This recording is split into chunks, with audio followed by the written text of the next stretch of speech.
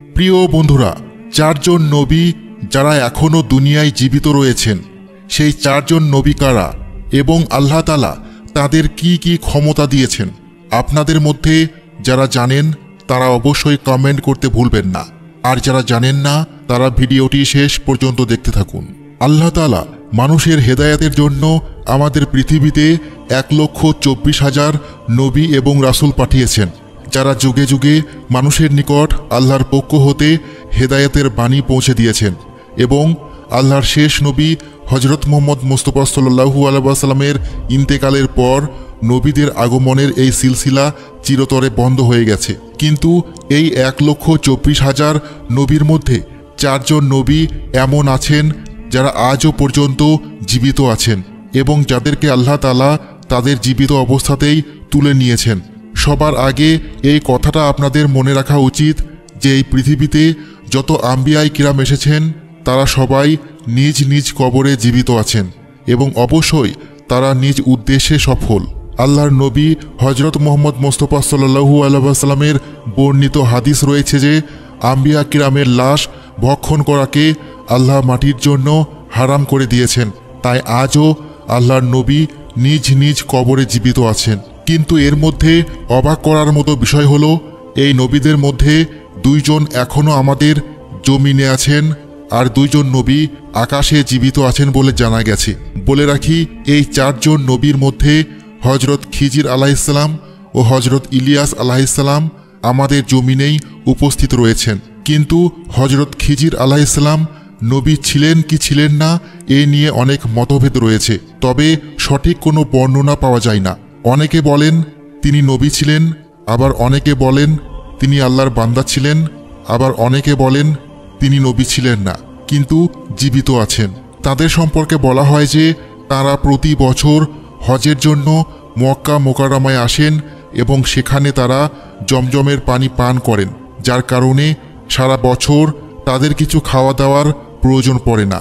আপনাদের জানানোর জন্য বলে রাখি, আল্লাহ তাআলা হযরত ইলিয়াস আলাইহিসসালামকে পাহাড়সমূহ এবং সমস্ত জন্তু জানোয়ারদের উপর কর্তৃত্ব করার শাসন ক্ষমতা দান করেছেন, অর্থাৎ পাহাড় ও জানোয়াররা তার নির্দেশ পালন করত। আর হযরত খিজির আলাইহিসসালামকে নদী ও সাগরের শাসন ক্ষমতা দান করা হয়েছে। হযরত ইলিয়াস আলাইহিসসালাম সম্পর্কে বলা হয় আল্লাহ তাকে 70 জন নবীর ক্ষমতা দান করেছেন এবং তিনি মহিমা ও গৌরবে হযরত মুসা আলাইহিসসালামের মতো। ইসলামিক বইয়ে পাওয়া যায় হযরত ইলিয়াস আলাইহিসসালাম আর খিজির আলাইহিসসালাম পুরো রমজান মাস বাইতুল মুকাদ্দাসে কাটাতেন এবং প্রতি বছর হজ করার জন্য মক্কায় তাশরিফ নিয়ে আসেন। স্কলাররা বলেছেন কিয়ামতের আগে যখন দুনিয়ার শেষ সময় আসবে তখন আল্লাহর ইচ্ছা অনুযায়ী তাদের রূহ কবজ করা হবে। বন্ধুরা, এছাড়াও আকাশে জীবিত 2 জন নবী হলেন হযরত ইদ্রিস আলাইহিসসালাম এবং হযরত ঈসা আলাইহিসসালাম। হযরত ইদ্রিস আলাইহিসসালাম সম্পর্কে বলা হয় যে তিনি প্রথম ব্যক্তি ছিলেন যিনি প্রথমবারের মতো কাপড় বুনেছিলেন এবং সেলাই করেছিলেন। তার আগে মানুষেরা জীবজন্তুর চামড়া পরিধান করত।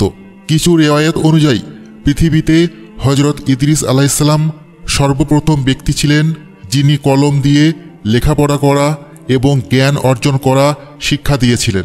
এ কারণেই তাকে ইদ্রিস অর্থাৎ শিক্ষাদানকারী বলা হয়। আমরা আপনাকে জানিয়ে রাখি যে আল্লাহ তাআলা হযরত ইদ্রিস আলাইহিসসালামকে আকাশে তুলে নিয়েছিলেন। তার সম্পর্কে পাওয়া যায় যে যেদিন থেকে তাকে আকাশে উঠিয়ে নেওয়া হয়েছে সেদিন থেকে আজ পর্যন্ত তিনি জীবিত আছেন এবং জান্নাতে উপস্থিত আছেন। বন্ধুরা, এছাড়াও অন্য আরেকজন নবী যিনি আকাশে জীবিত অবস্থায় রয়েছেন তিনি হচ্ছেন হযরত ঈসা আলাইহিসসালাম। আমরা আপনাকে জানিয়ে রাখি যে আল্লাহ তাআলা হযরত ঈসা আলাইহিসসালামকে তাঁর নবী হিসেবে বনি ইসরাইল জাতির নিকট পাঠিয়েছিলেন। কিন্তু হযরত ঈসা আলাইহিসসালাম যখন তাদের আল্লাহর দ্বীন ও হকের দাওয়াত দিলেন তখন তাদের মধ্যে কেউ কেউ হক মেনে নিলেন, কিন্তু অধিকাংশই লোকই তাঁর শত্রু হয়ে গেল এবং তারা তাকে হত্যার ষড়যন্ত্র করল। তারা এমন ষড়যন্ত্র করল যে কোনো না কোনোভাবে হযরত ঈসা আলাইহিসসালামকে ক্রুশবিদ্ধ করা হোক। কোনো একদিন হযরত ঈসা আলাইহিসসালামকে ক্রুশবিদ্ধ করা হলে ঈসা আলাইহিসসালাম মারা যাননি, বরং আল্লাহ তাআলা তাকে জীবিত অবস্থায় আকাশে তুলে নিয়েছেন। বর্ণনায় পাওয়া যায় যে যখন কিয়ামতের পূর্বে ইমাম মাহাদি দুনিয়াতে আগমন করবেন, তখন হজরত ঈসা আলাইহিস সালাম পুনরায় এই পৃথিবীতে আসমান থেকে অবতরণ করবেন।